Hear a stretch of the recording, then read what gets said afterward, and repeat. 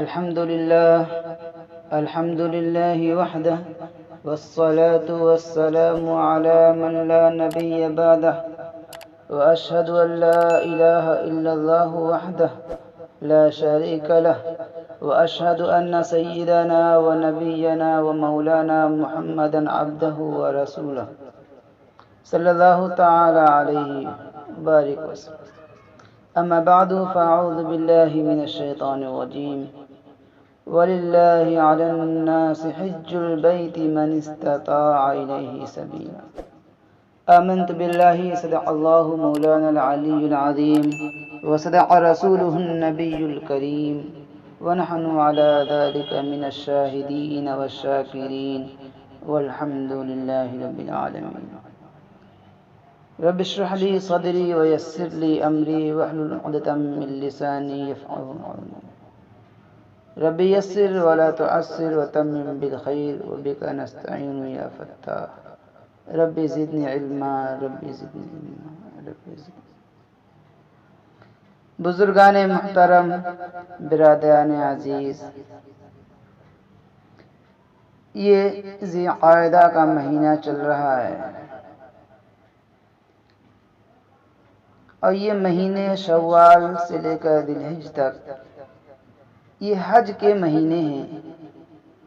اس لیے خیال یہ ہوا کہ آج حج کے متعلق تھوڑی بات کر لی جائے. یہ حج اسلام کے ارکان میں سے ایک اہم رکن ہے، کیونکہ اسلام کے 4 ارکان ہیں: نماز، روزہ، زکوٰۃ، حج. بنی الاسلام علی 5: شہادت لا الہ الا اللہ وان محمد رسول اللہ، واقام الصلاۃ وایتاء الزکاۃ والحج وصوم رمضان. اور انہی 4 ارکان پر اسلام کی بنیاد ہے. اللہ تبارک و تعالی نے اپنے بندوں کے لیے عبادت کے جو مختلف طریقے تجویز فرمائے ہیں، ان میں سے ہر طریقہ ایک الگ شان، ایک الگ نوعیت، ایک نرالی شان رکھتا ہے. مثلا نماز، اس کی ایک الگ شان ہے. زکوٰۃ الگ شان ہے. روزے کی ایک الگ ہی شان ہے.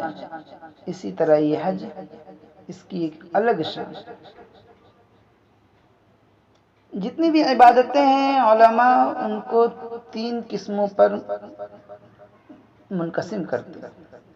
ایک عبادت بدنیہ، اور دوسری ہے عبادت مالیہ، اور تیسری جو ان دونوں کا مجموعہ، یعنی وہ عبادت بدنیہ بھی ہے، عبادت مالیہ بھی ہے. عبادت بدنیہ کا مطلب نہیں وہ عبادت جو انسان کے بدن سے ریلیٹڈ ہیں. ان عبادتوں کو باڈی کے ذریعے سے ادا کیا جاتا ہے، انجام دیا جاتا ہے. جیسے نماز، یہ بدنی عبادت ہے. اس نماز کی عبادت کو انجام دینے کے لیے صرف اور صرف باڈی کا یوز کیا جاتا ہے، اس میں مال خرچ نہیں کیا جاتا. دوسری قسم عبادت مالیہ، یعنی جس میں بدن کو دخل نہیں ہوتا بلکہ اس میں پیسے خرچ ہوتے ہیں. انسان کے مال سے وہ عبادت انجام پاتی ہے، انسان کے مال سے ریلیٹڈ ہے. جیسے زکوٰۃ ہے، صدقہ فطر ہے، قربانی ہے. تیسری عبادت وہ ہیں جو بدنی بھی ہیں اور مالی بھی ہیں، یعنی ان کے ادا کرنے میں انسان کی باڈی کو بھی دخل ہوتا ہے اور انسان کے مال کو بھی دخل ہوتا ہے کہ مال بھی خرچ ہو رہا ہے اور باڈی کی انرجی بھی. جیسے حج کی عبادت ہے کہ حج کی عبادت میں انسان کا بدن بھی استعمال ہوتا ہے اور اس کا مال بھی خرچ ہوتا ہے اور استعمال ہوتا ہے. اس لیے یہ عبادت بدن اور مال دونوں سے مرکب ہے، دونوں کا مجموعہ ہے. تو یہ عبادت بدنیہ بھی ہے اور عبادت مالیہ بھی ہے. اور اس کی ایک الگ شان ہے. وہ شان کیا ہے کہ اس عبادت میں عاشقانہ شان پائی جاتی ہے کہ حج میں اللہ تعالیٰ نے ایسے ارکان رکھے ہیں جن کے ذریعے اللہ تعالیٰ سے عشق و محبت کا اظہار ہوتا ہے. جب یہ حج کی عبادت شروع ہوتی ہے تو سب سے پہلے احرام باندھا جاتا ہے. عام طور پر لوگ یہ سمجھتے ہیں کہ یہ چادریں باندھنا ہی احرام ہے اور چادر باندھنے کو احرام سمجھتے ہیں کہ یہ احرام ہے. حالانکہ صرف ان چادروں کا نام احرام نہیں ہے، یہ تو احرام کے کپڑے ہیں، بلکہ احرام کے معنی ہے کہ بہت سی وہ چیزیں جو فی نفسی آپ کے لیے حلال تھی ان چیزوں کو اپنے اوپر حرام کر لینا، یہ احرام کے معنی ہے. کہ جب انسان حج یا عمرہ کی نیت کرنے کے بعد تلبیہ پڑھ لیتا ہے، لبیک اللہم لبیک لبیک لا شریک لک لبیک ان الحمد والنعمت لک والملک لا شریک لک، یہ تلبیہ یہ پڑھ لیتا ہے نیت کرنے کے بعد، تو اس کے بعد اس کے اوپر بہت سی چیزیں حرام ہو جاتی ہیں جو کہ پہلے حلال تھی. مثال کے طور پر سلا ہوا کپڑا پہننا حرام ہو جاتا ہے، سلا ہوا کپڑا نہیں پہن سکتے. خوشبو لگانا حرام، ناخن کاٹنا حرام، بال کاٹنا حرام، جسم کے کسی بھی حصے. اپنی اہلیہ کے ساتھ نفسانی خواہشات کو پورا کرنا حرام. اس وجہ سے اس کا نام احرام رکھا گیا.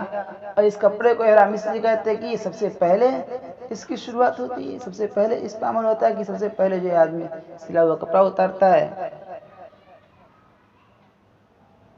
اور اس تلبیہ کا معنی کیا ہے؟ جو انسان حج یا عمرہ کی نیت کر کے پڑھتا ہے لبیک اللہم لبیک لبیک لا شریک لک لبیک ان الحمد والنعمت لک والملک لا شریک لک، معنی ہے کہ اے اللہ میں حاضر ہوں. بندہ کہتا ہے کہ اے اللہ میں حاضر ہوں. کیوں حاضر ہوں؟ اس لیے جب حضرت ابراہیم علیہ السلام نے بیت اللہ کی تعمیر فرمائی اس وقت اللہ تعالیٰ نے ان کو حکم فرمایا تھا کہ وَأَذِّن فِي النَّاسِ بِالْحَجِّ يَأْتُوكَ رِجَالًا وَعَلَى كُلِّ ضَامِرٍ يَأْتِينَ مِنْ كُلِّ فَجٍّ عَمِيقٍ. اے ابراہیم لوگوں میں یہ اعلان فرما دیں کہ اس بیت اللہ کے حج کے لیے آئیں، پیدل آئیں، سوار ہو کر آئیں، دور دراز سے اور دنیا کے کونے کونے اور چپے چپے سے یہاں پہنچیں. حضرت ابراہیم علیہ السلام نے ایک پہاڑ پر چڑھ کر یہ اعلان فرمایا تھا کہ اے لوگو یہ اللہ کا گھر ہے، اللہ کی عبادت کے لیے یہاں آؤ. یہ اعلان آپ نے آج سے تقریباً 5000 سال پہلے کیا تھا. آج جب کوئی عمرہ کرنے والا یا حج کرنے والا حج یا عمرہ کا ارادہ کرتا ہے تو ادھر حقیقت حضرت ابراہیم خلیل اللہ علیہ السلام کے اس اعلان کا جواب دیتے ہوئے یہ کہتا ہے کہ لبیک اللہم لبیک، کہ میں حاضر ہوں اور بار بار حاضر ہوں. میں حاضر ہوں اور بار بار حاضر ہوں. اور جس وقت بندے نے یہ کہہ دیا کہ میں حاضر ہوں، بس اسی وقت سے احرام کی پابندیاں شروع ہو گئیں.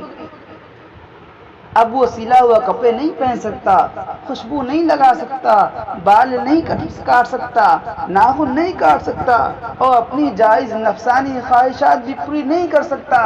یہاں تک کہ وہ اپنے بدن کے جوئیں بھی نہیں مار سکتا. یہ اللہ جل شانہ کی پکار پر گویا کہ ایک عاشق بندے نے اپنے پروردگار کے عشق میں دنیا کی آسائشیں اور راحتیں سب چھوڑ دی.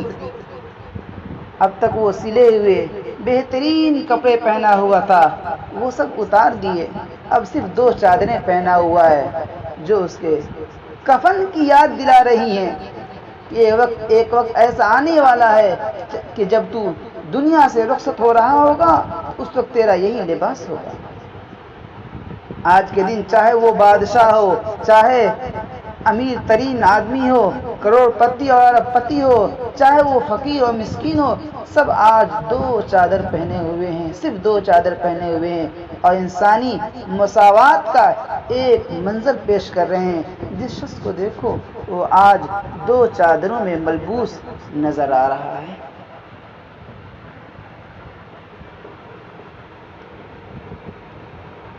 پھر وہاں بیت اللہ کے پاس پہنچ کر بیت اللہ کا طواف کر رہے ہیں۔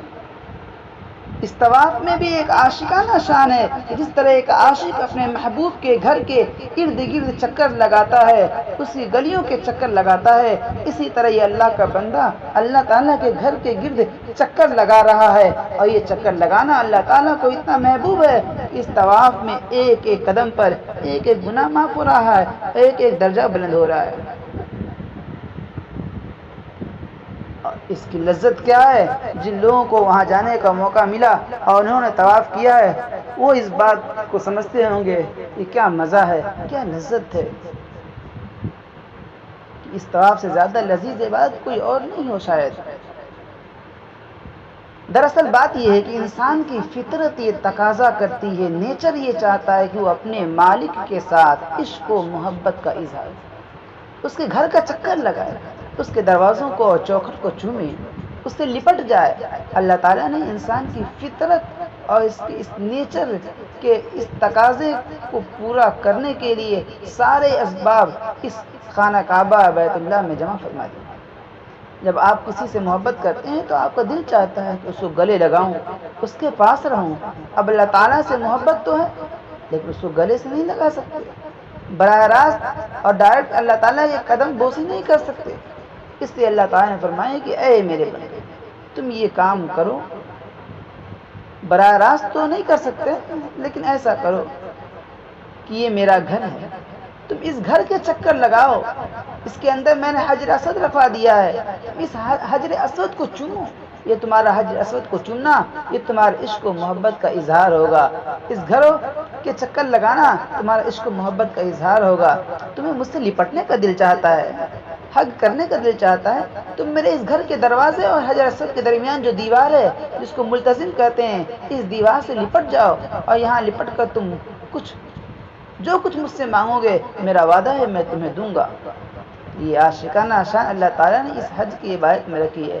آدمی کو اپنے جذبات کے اظہار کا اس سے بہتر موقع کہیں اور نہیں مل سکتا جیسا وہاں ملتا ہے۔ یہ ہمارے دین اسلام کی خوبی ہے، ایک عجیب شان ہے کہ ایک طرف مورتی پوجا اور بت پرستی کو منع کر دیا اور اس کو شرک اور حرام قرار دے دیا، اور یہ کہہ دیا کہ جو شخص بت پرستی کرے گا وہ اسلام کے دائرے سے خارج ہے، وہ اسلام سے نکل جائے گا، وہ مشرک اور کافر ہے۔ اس لیے کہ یہ بت تو بے جان پتھر ہیں، نہ ان کے اندر نفع پہنچانے کی طاقت ہے، نہ ہی نقصان پہنچانے کی صلاحیت ہے۔ لیکن دوسری طرف چونکہ انسان کی فطرت میں یہ بات داخل ہے کہ وہ اپنے محبوب کے ساتھ اپنی محبت کا اظہار کرے، اس محبت کے اظہار کے لیے اللہ تعالیٰ نے بیت اللہ کو، خانہ کعبہ کو ایک علامت بنا دیا، ایک نشان بنا دیا، اور ساتھ میں یہ بتا دیا کہ بیت اللہ کی ذات میں کچھ نہیں رکھا۔ لیکن چونکہ ہم نے اس کو اپنی طرف منسوب کر کے یہ کہہ دیا، ہم نے کہہ دیا کہ یہ ہمارا گھر ہے، ہم نے ہی اس کے اندر پتھر رکھ دیا ہے تاکہ تمہارے جذبات کی تسکین ہو جائے۔ اب نسبت کے بعد اس گھر کے چکر لگانا اور پتھر کو چومنا عبادت ہے، اور یہ عبادت اس لیے ہے، اس کی نسبت ہم نے اپنی طرف کر دی ہے، اور ہم نے اجازت دی، ہم نے حکم دیا ہے کہ ایسا کرو۔ اگر اللہ کا حکم نہیں ہوتا ہم پھر اپنے من سے کرتے تو پھر یہ عبادت نہیں ہوتی۔ اسی وجہ سے حضرت عمر فاروق رضی اللہ عنہ جب حج کے لیے تشریف لے گئے اور حجر اسود کے پاس جا کے اس کو بوسہ دینے لگے، چومنے لگے، تو اس حجر اسود کو خطاب کرتے ہوئے فرمایا کہ اے حجر اسود، میں جانتا ہوں کہ تو ایک پتھر ہے، بے جان پتھر ہے، نہ تو نقصان پہنچا سکتا ہے نہ تو فائدہ پہنچا سکتا ہے، لیکن اگر میں نے رسول اللہ صلی اللہ علیہ وسلم کو بوسہ دیتے ہوئے نہ دیکھا ہوتا تو میں تجھے بوسہ نہ دیتا۔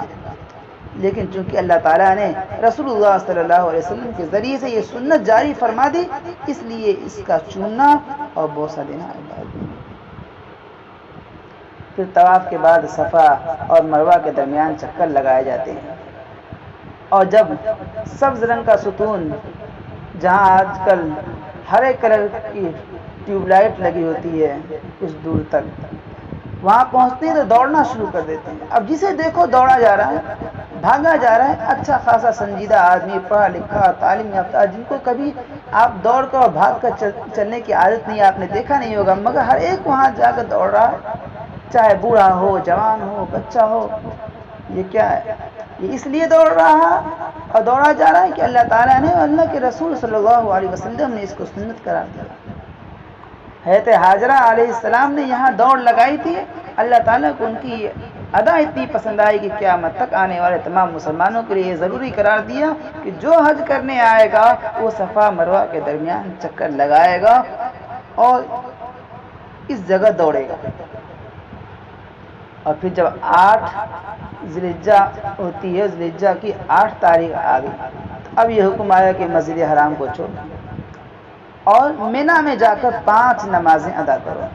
حالانکہ اطمینان سے، سکون سے مکے میں رہ رہے تھے، وہ تمام دنیا کے شہروں میں سب سے افضل اور سب سے اشرف جگہ، اشرف گھر، اور مسجد حرام میں نمازیں ادا کر رہے تھے جہاں ایک نماز کا ثواب 1,00,000 نمازوں کے برابر۔ لیکن اب حکم کیا آ گیا کہ اب مکے سے نکل جاؤ اور مینا میں جا کر قیام کرو، ٹھہرو اور 5 نمازیں وہاں ادا کرو۔ کیوں؟ اس حکم کے ذریعے یہ بتلانا مقصود ہے کہ نہ مسجد حرام میں اپنی ذات کے اعتبار سے کچھ رکھا ہے اور نہ بیت اللہ میں اپنی ذات کے اعتبار سے کچھ رکھا ہے۔ جو کچھ ہے وہ ہمارے حکم میں ہے۔ جب تک ہمارا حکم تھا کہ مکہ مکرمہ میں رہو، اس وقت تک مسجد حرام میں ایک نماز کا ثواب 1,00,000 نمازوں کے برابر مل رہا تھا اور بڑی فضیلت کی چیز تھی۔ لیکن اب ہمارا حکم یہ ہے کہ یہاں سے جاؤ تو اب اس کے لیے یہاں رہنا جائز نہیں ہے۔ اب کوئی یہاں رہ رہا ہے کہ نہیں بھائی ہم تو مینا نہیں جائیں گے، ہم یہیں رہیں گے تاکہ ہمیں 1,00,000 کا ثواب، ایک نماز کا ثواب 1,00,000 کی نمازوں کے برابر ملتا رہے۔ اب اس کے لیے ایسا کرنا جائز نہیں، بلکہ ثواب کے بدلے گناہ ملے گا اسے۔ کیوں؟ کیونکہ کسی چیز میں کچھ نہیں رکھا، صرف اللہ کے حکم میں رکھا ہے۔ اللہ کا جب حکم تھا، اجازت تھی تو ثواب مل رہا تھا۔ آج اگر آپ ایسا کر رہے ہو تو پھر گویا کہ آپ اپنی مرضی پر چل رہے ہو، اللہ کے حکم کے خلاف چل رہے ہو، اس لیے گناہ ہو گیا۔ وہی چیز پھر مینا کے قیام کے بعد اب ایسی جگہ تمہیں لے جائیں گے اللہ تعالیٰ جہاں حد نگاہ تک میدان کا پھیلاؤ ہے، میدان ہی میدان ہے، کوئی عمارت نہیں، کوئی تعمیر نہیں، کوئی بلڈنگ نہیں، کوئی سایہ نہیں۔ ایک دن تمہیں یہاں گزارنا ہوتا ہے، یہ دن اس طرح گزارنا کہ ظہر اور عصر کی نماز ایک ساتھ ادا کرنا، اور پھر اس کے بعد سے لے کر مغرب تک کھڑے ہو کر ہمیں پکارتے رہنا، ہمارا ذکر کرتے رہنا، ہم سے دعائیں کرنا اور تلاوت کرنا، اور مغرب تک یہاں رہنا۔ اور عرفات میں تو تمہیں خیمے لگانے کی اجازت تھی کہ خیمے لگا لو، لگے ہوتے ہیں۔ اب ہم تمہیں ایسے میدان میں لے جائیں گے جہاں تم خیمے بھی نہیں لگا سکتے، وہ ہے مزدلفہ۔ لہذا غروب آفتاب کے بعد مزدلفہ کی طرف روانہ ہو جاؤ اور رات وہاں گزار۔ عام دنوں میں تو یہ حکم ہے کہ جیسے ہی غروب آفتاب ہو، سورج ڈوبے تو فوراً مغرب کی نماز ادا کرو، جلد سے ادا کرو۔ سنت پڑھنے کی بھی اجازت نہیں ہے، جیسے عام نمازوں میں 15 منٹ، آدھا گھنٹہ اذان اور جماعت کے درمیان فرق رکھا جاتا ہے، ڈسٹینس رکھا جاتا ہے، لیکن مغرب میں کہاں؟ مغرب میں یہ کہ اذان ہوئی فوراً نماز، جلد پڑھنے کا حکم ہے۔ لیکن آج یہ حکم ہے مزدلفہ میں کہ مزدلفہ جاؤ اور وہاں پہنچ کر مغرب و عشاء کی نماز ایک ساتھ ادا کرو۔ یعنی مغرب کے بعد تو ہم عرفات کے میدان سے نکل رہے ہیں، لیکن نماز پڑھ کے نہیں نکلنا ہے۔ اب یہاں سے جاؤ جتنی دیر بھی لگے، اور وہاں عشاء کے وقت میں جو ہے مغرب کی نماز پڑھو، قضا کرنے کو۔ تو ان احکام کے ذریعے یہ بتایا جا رہا ہے کہ جب تک ہم نے کہا تھا کہ مغرب کی نماز جلدی پڑھو، اس وقت تک جلدی پڑھنا تمہارے ذمہ واجب تھا، اور جب ہم نے کہا کہ تاخیر سے پڑھو، لیٹ کر کے پڑھو، قضا کر کے پڑھو، تو اب تاخیر سے پڑھنا تمہارے لیے ضروری ہے۔ لہذا کسی وقت کے اندر اور کسی مقام کے اندر، کسی جگہ کے اندر کچھ نہیں رکھا جب تک اللہ کا حکم نہ ہو، جب تک۔ تو یہ ساری جو روٹین تھی، ان ساری چیزوں کو حج کے دن توڑوایا جا رہا ہے اور یہ چیز سمجھائی جا رہی ہے، فلسفہ سمجھایا جا رہا ہے کہ کسی چیز میں کچھ نہیں رکھا، جو کچھ ہے سب اللہ تبارک و تعالیٰ کے حکم میں ہے۔ دین اللہ تبارک و تعالیٰ کے حکم کے مطابق چلنے کا نام ہے، اپنی مرضی اپنی خواہش کو پورا کرنے کا نام نہیں ہے، اپنے شوق کو پورا کرنے کا نام دین نہیں ہے۔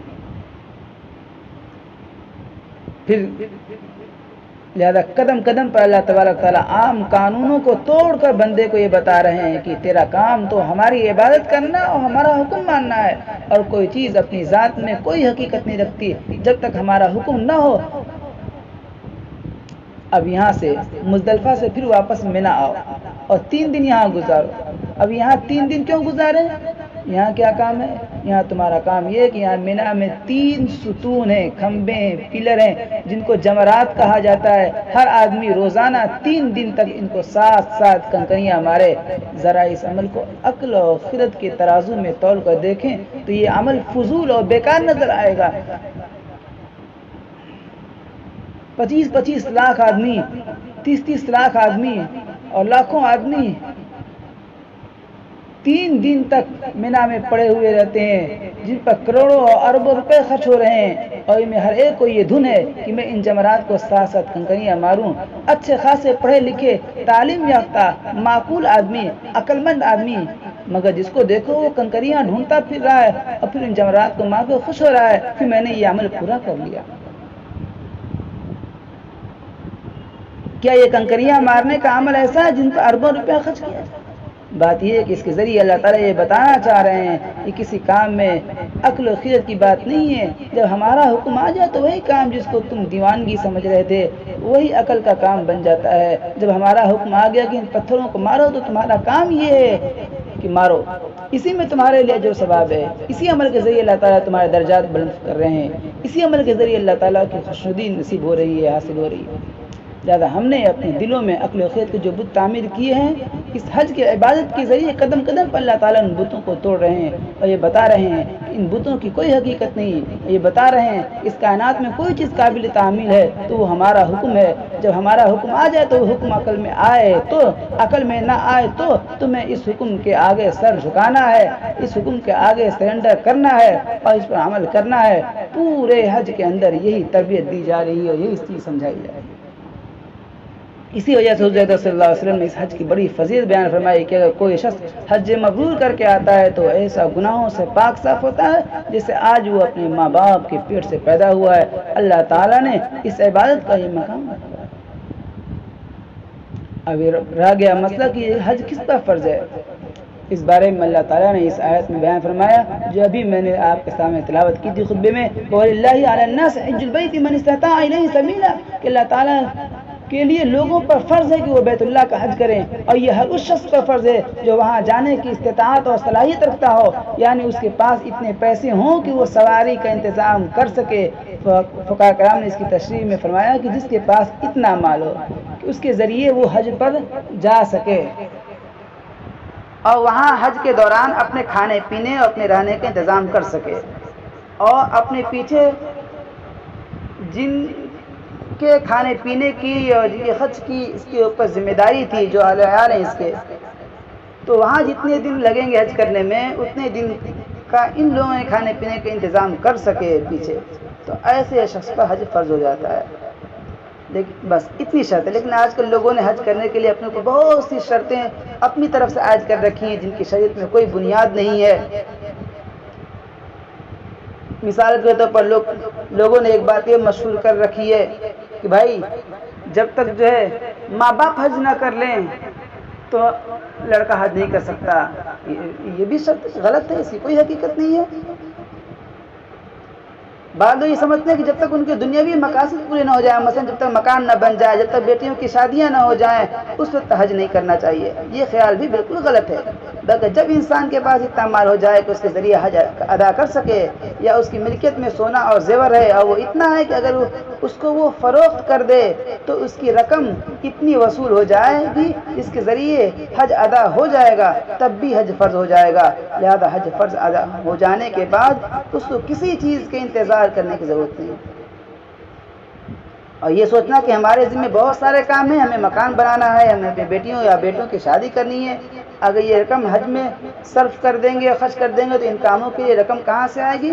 یہ سب فضول خیالات ہیں اور فضول سوچ ہے۔ اللہ تعالیٰ نے اس حج کی خاصیت یہ رکھی ہے کہ اللہ تعالیٰ کے فضل و کرم سے حج کرنے کے نتیجے میں آج تک کوئی شخص غریب اور مفلس نہیں ہوا۔ قرآن کریم کا ارشاد ہے لِيَشْهَدُوا مَنَافِعَ لَهُمْ، ہم نے حج فرض کیا ہے تاکہ اپنی آنکھوں سے وہ فائدے دیکھیں جو ہم نے ان کے لیے حج کے اندر رکھے۔ حج کے بے شمار فوائد ہیں، ان کا احاطہ کرنا بھی ممکن نہیں۔ ان میں سے ایک فائدہ یہ ہے کہ اللہ تعالیٰ رزق میں برکت عطا فرما دیتے ہیں۔ حج بیت اللہ کا سلسلہ تو ہزاروں سال سے جاری ہے۔ آج تک کوئی ایک انسان بھی ایسا نہیں ملے گا آپ کو تاریخ میں، ہسٹری میں کہیں بھی کھنگال ڈالیں جس کے بارے میں یہ کہا جا سکے کہ اس شخص نے چونکہ اپنے پیسے حج پر خرچ کر دیے تھے، اپنے پیسوں سے حج کر لیا، اس وجہ سے وہ غریب ہو گیا، فقیر ہو گیا، مفلس ہو گیا، ایسا نہیں ملے۔ ہاں ایسے بے شمار لوگ آپ کو ملیں گے کہ حج کی برکت سے اللہ تعالیٰ نے ان کے رزق میں برکت عطا فرمائی، وسعت اور خوشحالی عطا فرمائی۔ لہٰذا یہ خیال بالکل غلط ہے کہ جب تک دنیا کے فلاں کام سے فارغ نہ ہو جائے اس وقت حج نہیں کریں گے۔ اس لیے کوئی بھی شک نہیں ہے۔ اسی لیے میں نے بتایا کہ ایک خیال تو یہ ہو گیا ہے کہ بھائی جب تک والدین ماں باپ حج نہیں کرا دیں گے ہم ماں باپ کو، اس وقت تک جو ہے ہمارا حج یعنی بیٹوں کا حج درست نہیں ہوگا۔ یہ خیال تو اتنا عام ہو گیا ہے، کئی لوگوں نے تو مجھ سے بحث کر لیا۔ ایک لڑکا تھا، وہ یہ مزدور تھا، وہ کہہ رہا ہے کہ بھائی آپ کیسے حج کرنے چلے گئے، آپ کی ماں حج کرنے نہیں گئی؟ ہم کہ بھائی اس سے کیا لینا دینا ہے، ماں نہیں گئی؟ کیا کہہ رہے ہم بھی پڑھے ہوئے ہیں، ہم بھی مدرسے میں رہے۔ بھائی ہم نے پوچھا کتنے دن ہیں؟ کہتے گئے تھے مدرسے میں کچھ دن پڑھے تھے، پرائمری ہم نے چھوڑ دیا، پھر پڑھائی بھاگ آئے۔ تو اتنا پڑھ کے جو پڑھا بھی نہیں، کچھ دن رہا اور پھر مدرسے سے بھاگ آیا، وہ بھی بحث کر رہا ہے کہ بھائی جب تک ماں باپ حج نہ کر لیں تب تک آپ حج نہیں کر سکتے۔ یہاں تک کہتے ہیں کہ اگر والدین کے حج سے پہلے حج کر لو گے تو تمہارا حج قبول نہیں ہوگا۔ سن لیں کہ یہ محض جہالت کی بات ہے، ہر انسان پر اس کا فریضہ الگ ہے۔ جیسے والدین نے اگر نماز نہیں پڑھی تو بیٹے سے نماز ساقط نہیں ہوتی، یہ نہیں کہ بیٹے کی نماز نہیں ہوگی، بیٹے سے اس کی نماز کے بارے میں الگ سوال ہوگا، ماں باپ سے ان کی نمازوں کے بارے میں الگ سوال ہوگا۔ یہ معاملہ حج کا ہے۔ اگر ماں باپ پر حج فرض نہیں ہے تو کوئی حرج نہیں، اگر وہ حج پر نہیں گئے تو کوئی بات نہیں، لیکن اگر آپ پر حج فرض ہے تو آپ کے لیے حج پر جانا ضروری ہے، اور یہ کوئی ضروری نہیں کہ پہلے والدین کو حج کرائے اور پھر خود کرے۔ یہ سب غلط خیالات غلط ہیں۔ ہر انسان اللہ تعالیٰ کے نزدیک اپنے اعمال کا مکلف ہے، اس کو اپنے اعمال کی فکر کرنی چاہیے۔ بعض لوگ یہ سمجھتے ہیں کہ بیٹیوں کی شادیاں کرنی ہے، جب تک بیٹیوں کی شادیاں نہ ہو جائیں اس وقت تک حج نہیں کرنا، لہذا پہلے بیٹیوں کی شادی کریں گے پھر حج کریں گے۔ یہ بھی بیکار بات ہے۔ یہ بالکل ایسے ہی جیسے کوئی شخص یہ کہے کہ جب بیٹی کی شادی ہو جائے گی تو اس کے بعد نماز پڑھوں گا۔ بھائی اللہ تعالیٰ نے جو فریضہ عائد کیا ہے وہ فریضہ ادا کرنا ہے، وہ کسی اور بات پر موقوف نہیں ہے۔ حدیث میں آتا ہے اللہ کے نبی صلی اللہ علیہ وسلم نے ارشاد فرمایا کہ جس شخص پر حج فرض ہو گیا اور پھر بھی وہ حج کیے بغیر مر جائے تو ہمیں اس کی کوئی پرواہ نہیں کہ وہ یہودی ہو کر مرے یا نصرانی ہو کر مرے۔ لہٰذا یہ معاملہ اتنا معمولی نہیں ہے کہ انسان اس حج کے فریضے کو ٹلاتا رہے، یہ سوچتا رہے کہ جب فرصت اور موقع ملے گا تو حج کر لیں گے، یا بوڑھے لوگوں کا کام ہے بڑھاپے ہو جائیں گے تو حج کریں گے۔ بھائی بڑھاپے میں تو حج کرنا بڑا دوسرا، بڑی بڑی لمبی پیدل چلنے پڑتے ہیں، کئی کلومیٹر پیدل چلنے پڑتے ہیں، بوڑھے لوگوں کی بس کی بات نہیں ہے، بڑی پریشانیاں ہوتی ہیں۔ جوانی میں حج جوانی کی بات ہے، جوانی میں کریں گے آپ کے لیے آسانیاں ہوں گی، طاقت ہے، وہاں طاقت استعمال ہوتی ہے، پیروں میں ٹانگوں میں طاقت ہونی چاہیے۔ رمی کے لیے نہیں جا سکتے ہیں، طواف زیارت کے لیے نہیں جا پا رہے ہیں، اس لیے ہاں ایک چیز پر حج موقوف ہے کہ اگر کسی کے اوپر قرضہ، آپ نے قرضہ لے رکھا ہے تو پہلے آپ قرضے کو ادا کر رہے ہیں، پھر اس کے بعد رقم بچ رہی ہے اور وہ حج کے برابر ہے، حج کر سکتے ہیں تو حج کریں۔ لیکن اس کے علاوہ جو اپنے طرف سے بہت سے کام حج پر مقدم کر رکھے ہیں کہ پہلے میں اپنا مکان بنا لوں، یا پہلے مکان خرید لوں، یا پہلے گاڑی خرید لوں، یا پھر حج کر لوں گا، اس کی شریعت میں کوئی اصل نہیں ہے۔ بعض لوگ یہ سوچتے ہیں کہ جب بڑھاپا آ جائے گا تو اس وقت حج کریں گے، جوانی میں حج کرنے کی کیا ضرورت ہے؟ حج کرنا تو بوڑھوں کا کام ہے۔ جب بوڑھے ہو جائیں گے اور مرنے کا وقت قریب آ جائے گا اس وقت حج کر لیں گے. یاد رکھیے یہ شیطانی دھوکہ ہے. ہر وہ شخص جو بالغ ہو جائے اور اس کے پاس اتنی استطاعت ہو کہ وہ حج ادا کر سکے تو اس پر حج فرض ہو گیا.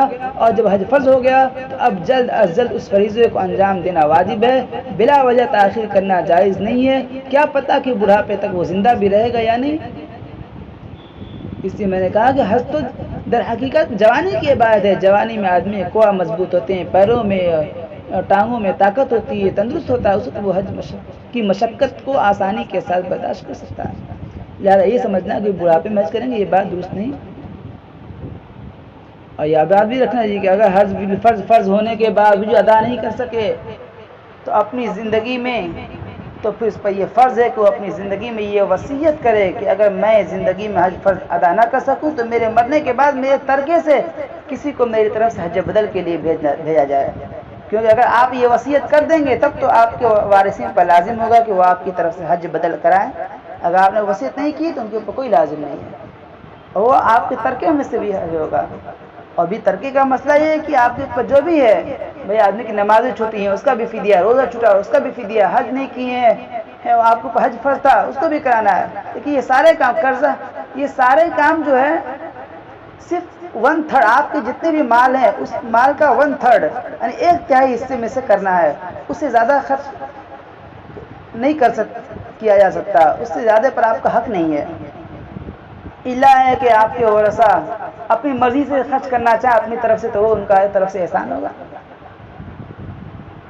لیکن آپ اگر وصیت کر بھی رہے ہیں تو یاد رکھیے اس وقت حج بدل کرانا آپ کے وارثوں کو بیٹوں پر لازم ہوگا جب حج کا پورا خرچہ آپ کے پورے ترکے کے 1/3 یعنی 1/3 کے اندر آتا ہو. مثلا اگر آج حج کے خرچے میں 3 لاکھ روپے لگ رہے ہیں تو آپ کا کل ترکہ اگر 9 لاکھ یا اسے زیادہ ہے تو پھر 1/3 کریں گے 3 لاکھ ہو گیا. تب تو حج کرانا ان کے اوپر لازم ہوگا اگر آپ نے وصیت کی ہے. لیکن کیونکہ اس سے زیادہ میں وصیت نافذ نہیں ہوگی. لیکن اگر حج کا خرچہ 3 لاکھ ہے اور آپ نے پورا ترکہ 9 لاکھ سے کم ہے, 8 لاکھ ہے, 7 لاکھ ہے, تب تو آپ ان کے اوپر جو لازم ہی نہیں ہوگا کہ آپ کی طرف سے حج بدل کرائیں.